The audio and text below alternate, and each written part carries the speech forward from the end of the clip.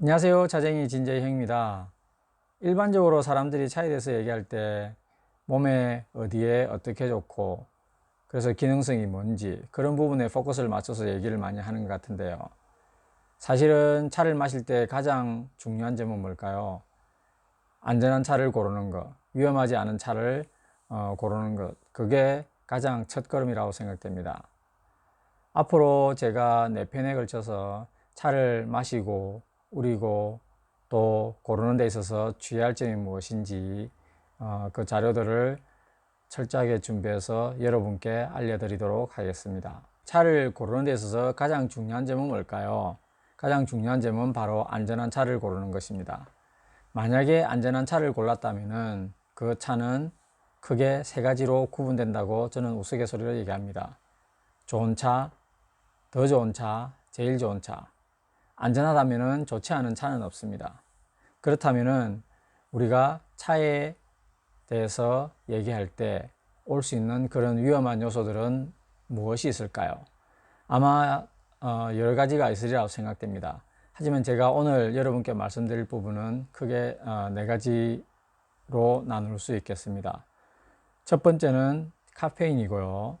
두 번째는 차의 잔류 농약, 그 다음에 세 번째로는 곰팡이 독소, 마지막 4번째로는 불소 또는 불소의 과도한 섭취로 인한 불소 침착증, 이렇게 4가지가 되겠습니다.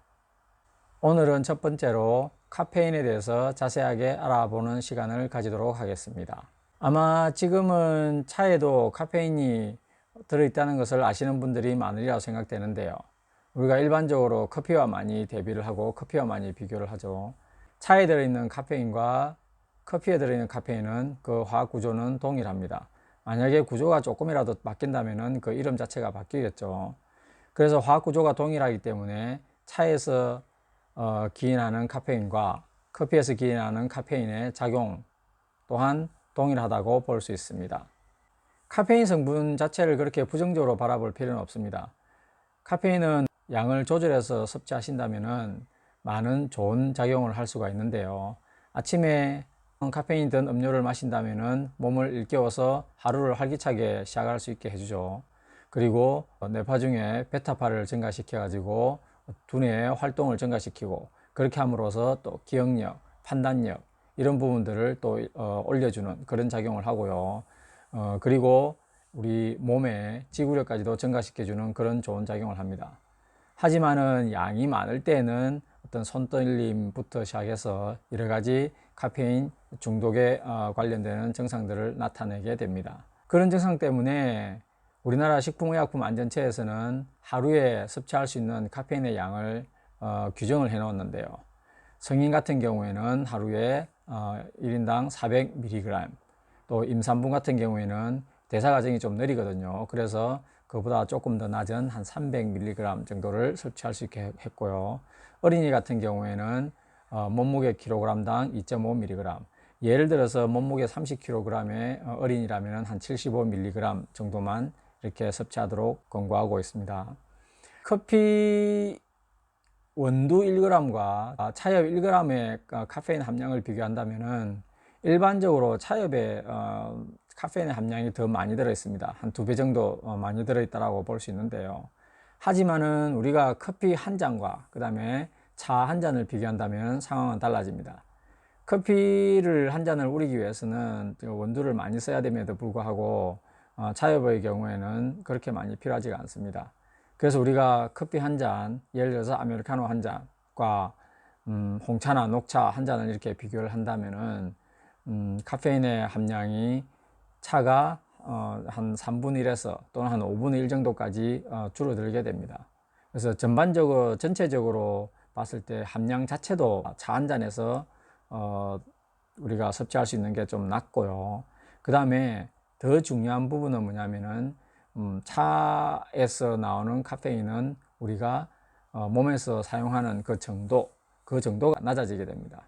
그거를 전문 용어로는 생체 이용률이라고 얘기를 하는데요. 영어로 bioavailability 이렇게 표현을 합니다. 카페인이 우리 몸에 들어와서 작용을 하려면은 우리 몸 안으로 흡수가 돼야 됩니다. 흡수되기 위해서는 이제 분자 구조가 작은 그 상태로 유지가 돼야 되는데, 차에는 여러 가지 이제 생리 활성 물질들이 있거든요. 그 중에 이제 폴리페놀이 있는데요. 뭐 폴리페놀 안에 또 더 작게로는 우리가 카테킨 이렇게 얘기하는 거죠. 그런 성분들이 차의 카페인 성분과 이렇게 결합을 하게 됩니다. 그렇게 함으로써 분자 구조가 커서 우리 몸으로 흡수되는 정도가 낮아지고, 즉 용해도가 낮아져 가지고 우리 몸으로 흡수가 덜 되고, 그래서 소변으로 이렇게 빠져나가게 그런 식으로 됩니다. 그래서 전반적으로 흡수되는 정도가 낮고요. 그럼으로써 원래 함량도 좀 작았지만은 우리 신체 내에서 활용할 수 있는 그런 카페인의 양도 좀 작아지게 됩니다. 그리고 또 한 가지 차이는 또 아주 신기한 성분이 들어있죠. 우리가 태아닌이라고 부르는 그 아미노산이 바로 그것입니다. 아미노산인 태아닌은 맛적인 측면에서 본다면은 아주 맛을 좋게 해주는 그런 성분이기도 하지만은, 또 완전히 작용면에서는 카페인과 완전히 반대되는 작용을 하게 됩니다. 카페인 같은 경우에는 뇌파 중에 베타파를 발생시켜서 이렇게 두뇌를 이렇게 활성화시키고 그렇게 하는데요. 태아닌 같은 경우에는 거꾸로 뇌파 중에서 알파파를 증가시켜서 마음을 이렇게 차분하게 만들고 안정시키고, 그리고 또 약간 집중력도 더 강하게 하고, 조금 더 진행된다면은 잠까지도 잘 올 수 있게 하는 그런 작용까지도 하는 그런 물질입니다. 그래서 카페인이 원래도 작았죠. 그 다음에 폴리페놀과 반응에 의해서 결합에 의해서 용해도가 낮아짐으로써 흡수되는 양도 적죠. 그 다음에 차에 있는 태아닌의 어떤 반대작용을 인해 가지고 우리가 실제적으로 차에 있는 카페인에 의해서 어떤 우리 몸이 어떤 많은 반응이 일어나고 그런 부분은 좀 덜하다라고 할 수 있습니다. 하지만 카페인은 분명히 차에는 들어있고요. 그런 부분들이 또 여러 가지 카페인에 민감한 사람들에 대해서, 카페인 민감도가 높은 사람들에 대해서는 영향을 충분히 미칠 수 있다, 이렇게 얘기할 수 있습니다. 그래서 차에 있는 카페인 자체가 어떤 카페인 중독이나 그런 부분들을 유발할 것 같지는 않은데요. 하지만은 충분히 우리가 카페인의 어떤 작용에 대해서는 잘 알고 차를 즐겨야 된다고 생각합니다. 자, 우리가 일반적으로 차에 있는 카페인을 얘기할 때 또 잘못 알고 있는 사실들이 있는데, 그 부분들 제가 두 가지만 한번 짚어보겠습니다. 특히 이제 한국에 계신 분들은 보이차를 많이 드시고, 또 그 중에서도 보이숙차를 많이 드시는데요. 보이숙차를 드셔보시면은 다른 차와 다르게 아주 마시기 편하고 그런 점을 알 수 있습니다. 그래서 일부 사람들의 경우 보이숙차에는 카페인이 없구나, 아니면 아주 낮게 조금밖에 들어있지 않구나, 그래서 이렇게 먹기도 편하고 속도 편하고 그렇구나 라고 얘기하는 경우가 많습니다. 사실은 그렇지 않습니다. 우리가 보이숙차를 만들 때 쇠청 모차를 액태 발효를 하잖아요. 그 액태 발효라는 것은 한 40일에서 60일 동안 효모, 곰팡이 등이 많이 자라서 엄청나게 많은 변화가 일어나는 그런 과정인데요. 온도도 막 55도, 60도까지 올라가죠. 그런데도 불구하고 이 카페인이라는 성분은 아주 안정된 물질입니다.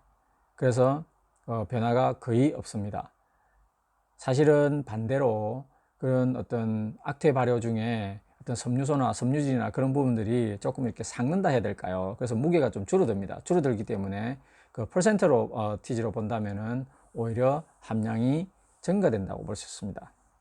그래서 보이숙차의 카페인은 없는 것도 아니고 조금밖에 들어있는 것도 아니고 오히려 보이생차와 비슷하거나 또는 오히려 약간 높게 들어있다, 이렇게 결론을 내릴 수가 있습니다. 또 다른 한 가지 많은 분들이 또 질문하시고 또 궁금해하고 아마도 잘못 알고 있는 것 중에 하나가, 만약에 보이생차나 숙차를 오랫동안 보관한다면은 카페인의 함량이 줄어드는 건 아닐까, 그런 어떤 질문들을 많이 하십니다. 결론을 말씀드린다면은 그렇게 많이 줄어들지 않는다 또는 줄어들지 않는다, 이게 답이라고 볼 수 있습니다. 아까 말씀드렸듯이 액태 발효라는 그런 아주 강한 조건에 의해서도 카페인은 변화되지 않고 그대로 있습니다. 만약에 일반적으로 우리가 바람직하다고 생각되는 저장 조건인 습창이 아니라 건장 조건요, 곰팡이가 피지 않고 그런 조건에 둔다면은 특별하게 카페인이 분해될 수 있는 그런 에너지가 들어올 가능성이 그렇게 적죠. 그렇게 본다면은 좀 오랫동안 보관하더라도 카페인 자체는 별로 변하지 않거나 변하더라도 아주 작은 양밖에 분해되어 없어지지 않는다, 이렇게 결론을 내릴 수가 있겠습니다. 자, 결론을 말씀드린다면은 차에 있는 카페인 자체는 많은 문제점을 일으킨다고 생각할 수는 없지만은 또 카페인이 분명히 들어있고, 그 다음에 그런 카페인에 대해서 어떤 개개인마다 어떤 민감도는 다르고요. 또 자기가 그 민감도를 잘 이해함으로써 어떤 뭐 음용 시기라든가 뭐 밤에 안 마신다거나 아니면 어떤 마시는 양을 조절한다거나 그런 식으로 해서 즐거운 차생활을 만들어 나갈 수 있도록 해야 되겠습니다. 카페인에 대해서는 이렇게 제가 정리를 했고요. 책이 출간된 지 한 달 정도가 지났는데요. 현재 2쇄를 벌써 찍기 시작했고, 아마 곧 시중에 판매되는 것은 유세가 보이기 시작할 거라고 생각되고요. 많은 지지를 해주셔서 고맙고요. 앞으로도 더 많이 주변에 계신 분들께 책도 좀 소개해 주시고, 더 많은 분들이 차에 대해서, 그리고 또 중국 차에 대해서 관심을 가질 수 있도록 해 주시기 바랍니다. 네, 감사합니다. 그리고 앞으로도 다양하고 또 여러 가지 유용한 정보들을 제가 계속 유튜브에 올리려고 합니다. 주변에 또 소개도 해주시고, 또 혹시라도 좋아요 안 누르신 분, 그리고 구독 안 누르신 분은 꼭 눌러주시기 부탁드리겠습니다. 자, 이 편에서는 우리가 아주 관심을 많이 가지고 있는 잔류 농약에 대해서 알아보는 시간을 가지도록 하겠습니다. 다시 뵙겠습니다. 상해에서 차쟁이 진재형이었습니다.